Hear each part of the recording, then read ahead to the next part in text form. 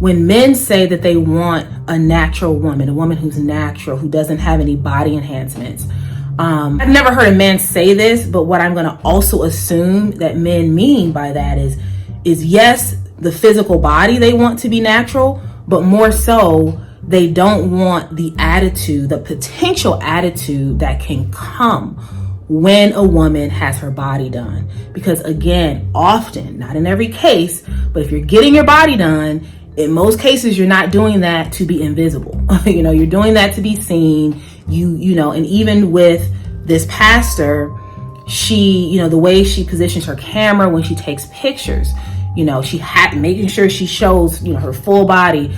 Even looking at the types of clothes she wears, very form-fitting.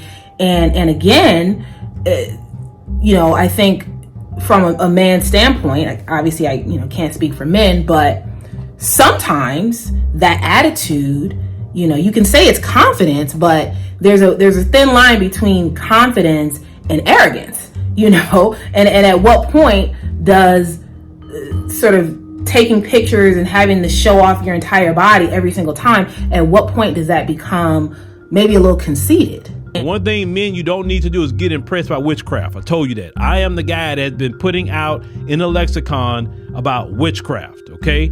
Other content, you hear about it talking about witchcraft, you know where it come from. From the witchcraft of the makeup, from the witchcraft of the plastic surgery, because they using it as witchcraft, because that's not how they doggone look. Because you have a baby with that woman, and your baby come out here looking completely different, and like, why my kid look like that? I'm looking at you and I'm looking at myself, and you didn't even know she had plastic surgery. In most cases, you are going to show it off because you went and you paid your money, you risked your life. Again, a lot is at stake. So why wouldn't you show it off?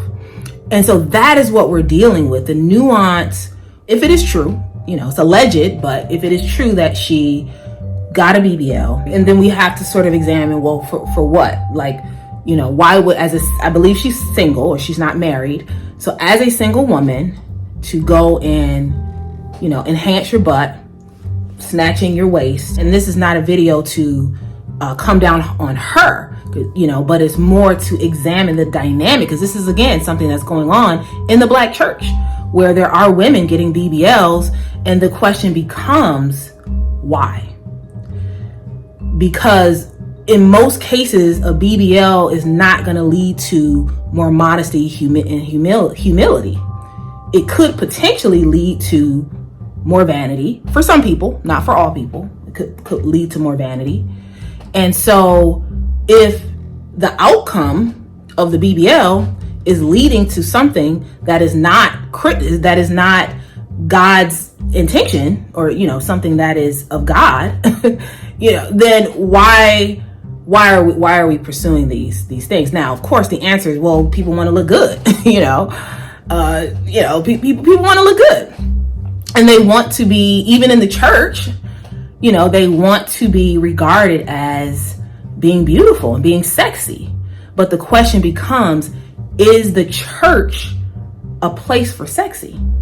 And to take it a step further, beyond the church, if you are a leader in the church, should you present yourself in a sexy way anywhere?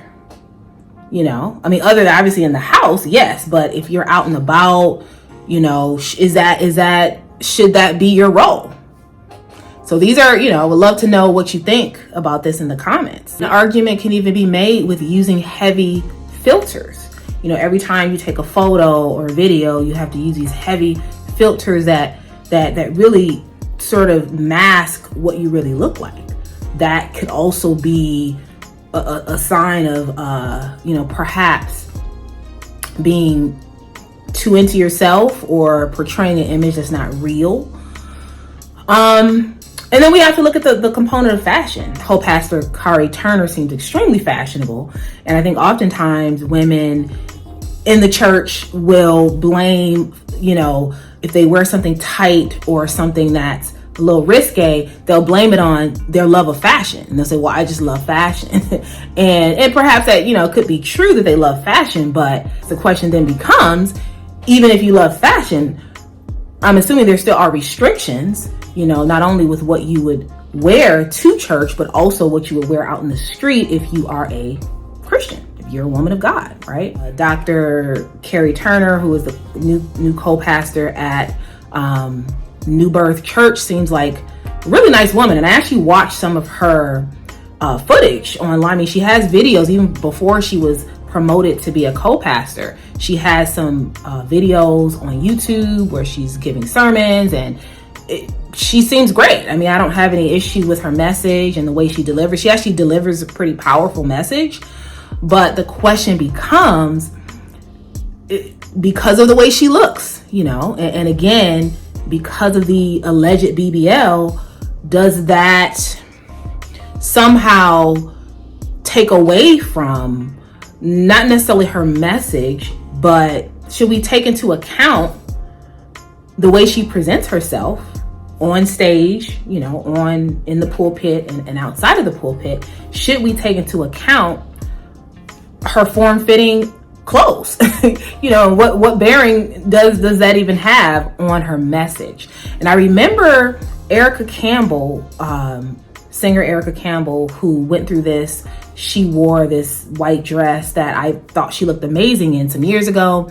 And it was a lot of talk in the Christian community about whether or not this was appropriate. Although Erica Campbell has had surgery, she's admitted to having lipo. What is the responsibility of women, curvier women, all women, but in particular curvier women who cannot hide their bodies?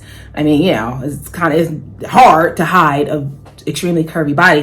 What is their responsibility in terms of how they look, how they dress inside the church and outside the church? And particularly if you are a church leader, if you are a pastor, is it acceptable to get a BBL? And what if you're married? That kind of adds another, and I don't believe Karri Turner is married, but Kiki Wyatt is married. So perhaps, is it okay that she got a BBL because she is married? So you can argue that, well, maybe she's not doing this to necessarily attract attention. Maybe it's something within her marriage that it was a request. Who knows? This is another curated legacy production, and I am here to make the invisible visible about modern Black women. I highlight the things that Black women didn't tell you about. So like, share, and subscribe. Click the links in the description box to learn more about my business, Curated Legacy LLC, and my coaching and consulting service. Join the Black and Invisible YouTube membership group and purchase my book on Amazon about being an invisible Black woman. And as always, stay tuned for more videos.